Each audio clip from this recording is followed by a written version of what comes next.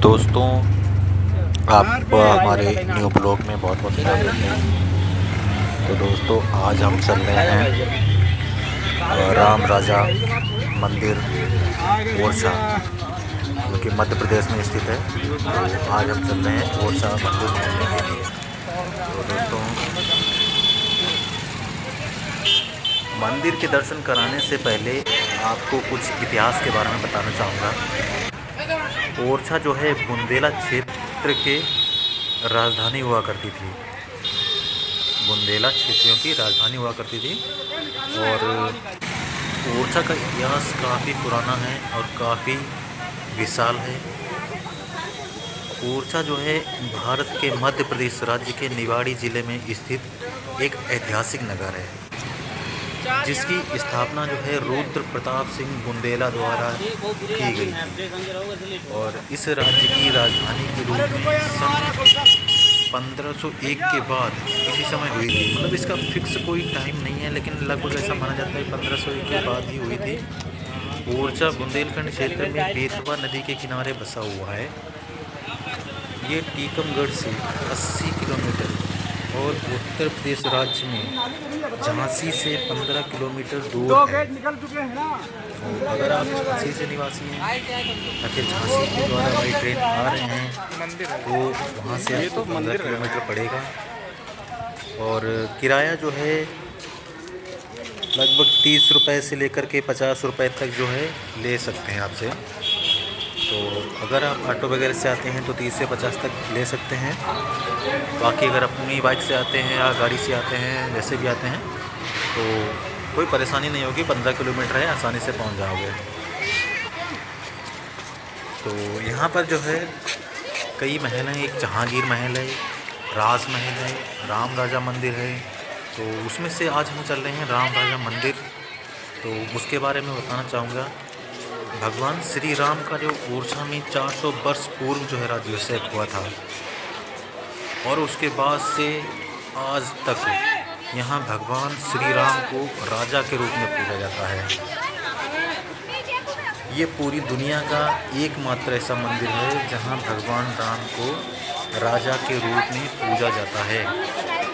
राम राजा अयोध्या से ओरछा आने की एक बहुत ही मनोहारी और अच्छी कहानी है। तो उसके बारे में आपको बताना चाहूँगा, उस पूरी कहानी के बारे में। तो आप मेरी इस वीडियो में बने रहिएगा। तो शुरुआत करते हैं।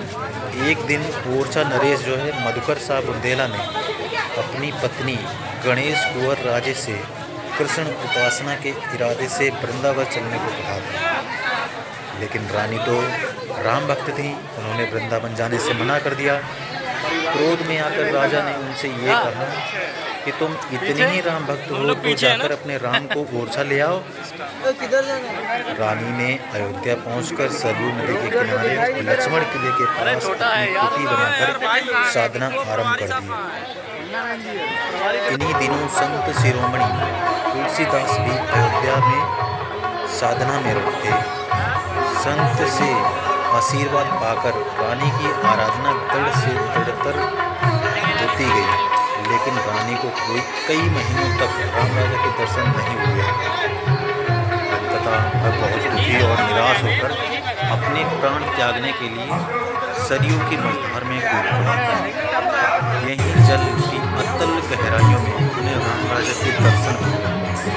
रानी ने उन्हें अपना मंतव्य बताया तो राम राजा ने ओरछा चलना स्वीकार किया, किंतु उन्होंने 3 शर्तें रखी।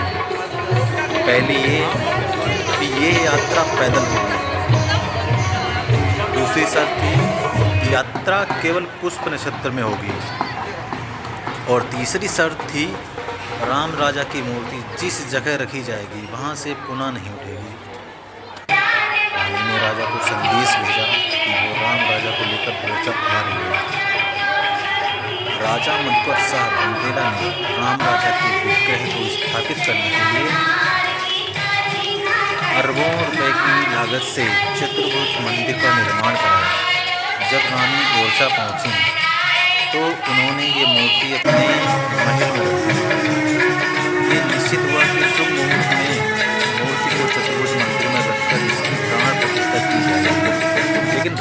के इस विग्रह ने चतुर्भुज जाने से मना कर दिया। कहते हैं कि यहाँ राम बाल रूप में आए और अपनी माँ का महल छोड़कर वो मंदिर में कैसे जा सकते हैं।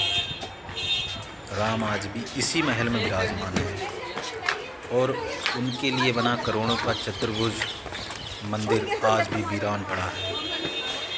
ये मंदिर आज भी मूर्ति विहीन है।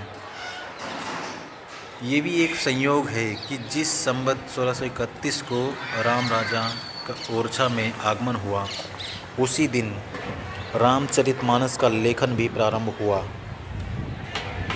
जो मूर्ति ओरछा में विद्यमान है उसके बारे में बताया गया है कि जब राम वनवास जा रहे थे तो उन्होंने अपनी एक बाल मूर्ति माँ कौशल्या को दी थी। माँ कौशल्या उसी को बाल भोग लगाया करती थी। जब राम अयोध्या लौटे तो कौशल्या ने यह मूर्ति सरयू नदी में विसर्जित कर दी।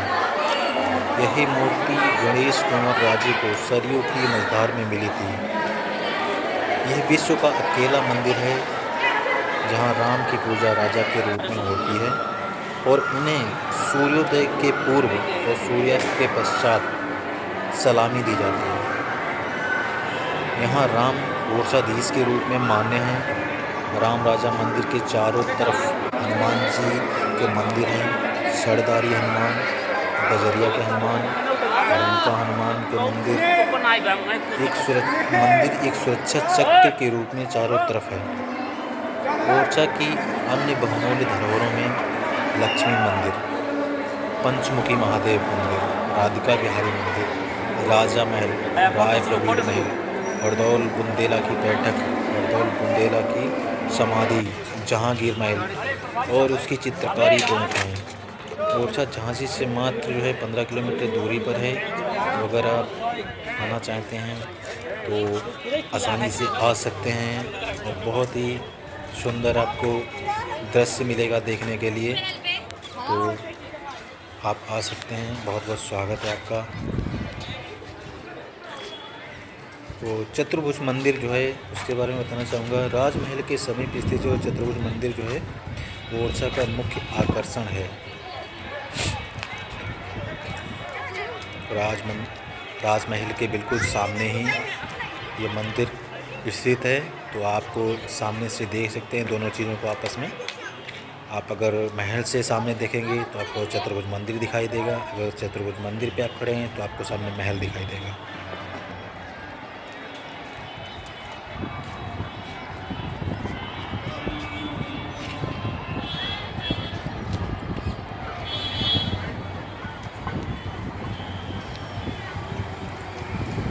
लक्ष्मी नारायण मंदिर, ये मंदिर 1622 में वीर सिंह जुदेव बुंदेला द्वारा बनाया गया था। मंदिर ओरछा गांव के पश्चिम में एक पहाड़ी पर बना है। मंदिर में 17वीं और 19वीं शताब्दी के चित्र बने हुए हैं। चित्रों के चटकीले रंग इतने जीवंत लगते हैं जैसे वह हाल ही में बने हों।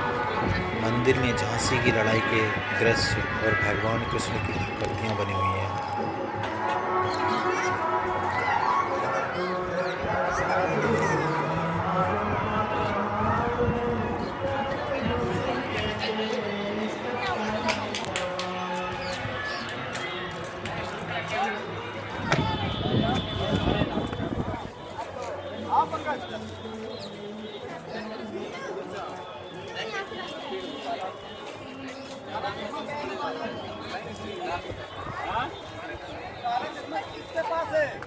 क्या चश्मा वही है बड़ा वाला?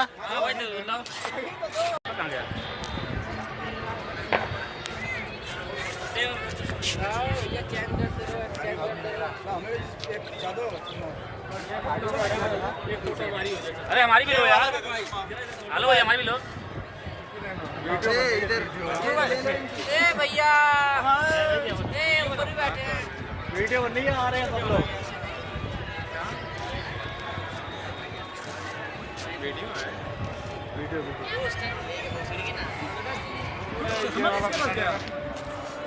भैया हमारे